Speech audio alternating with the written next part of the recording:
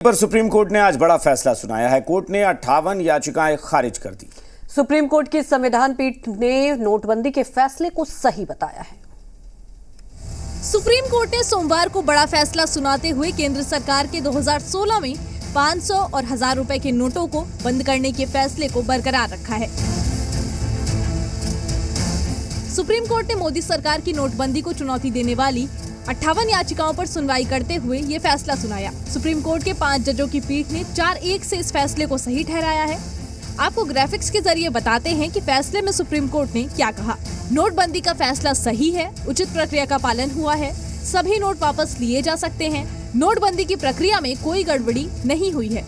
Justice Abdul Nazeer की अध्यक्षता वाली 5 जजों की संवैधानिक बेंच ने कहा, आर्थिक फैसलों को बदला नहीं जा सकता। नोटबंदी से पहले केंद्र सरकार और आरबीआई के बीच सलाह मशवरा हुआ था। इस फैसले को लेने के लिए दोनों के बीच अच्छा तालमेल था।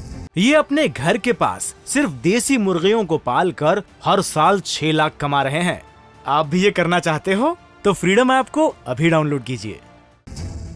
सरकार का निर्णय था डिमोनेटाइजेशन के मुतालिक, वो एक आर्थिक नीति के मुतालिक डिसीजन था और वो डिसीजन संविधान की मर्यादा के अनुकूल है, इसलिए सुप्रीम कोर्ट ने इसको वैध ठहराया है। तो वहीं कांग्रेस ने केंद्र सरकार पर हमला बोला और सवाल किया कि क्या नोटबंदी से आतंकवाद कम हुआ।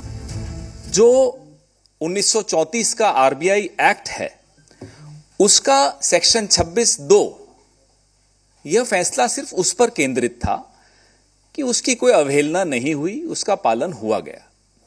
अलावा इसके माननीय सर्वोच्च न्यायालय ने न इस पर कोई टिप्पणी की कि क्या नोटबंदी से आतंकवाद कम हुआ, क्या नोटबंदी से जो करेंसी सर्कुलेशन में थी, काला धन सर्कुलेशन में था, क्या वो कम हुआ।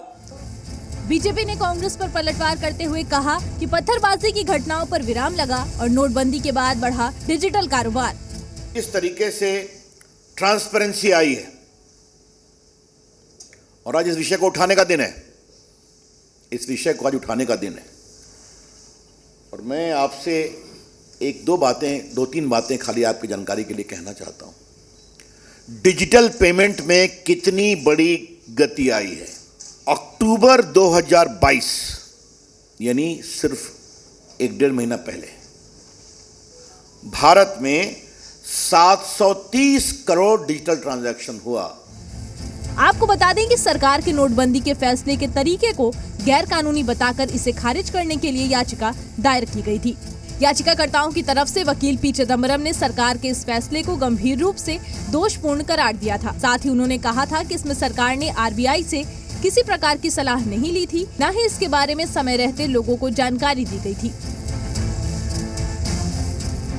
ये अपने घर के पास सिर्फ देसी मुर्गियों को पाल कर हर साल 6 लाख कमा रहे हैं। आप भी ये करना चाहते हो तो फ्रीडम ऐप को अभी डाउनलोड कीजिए।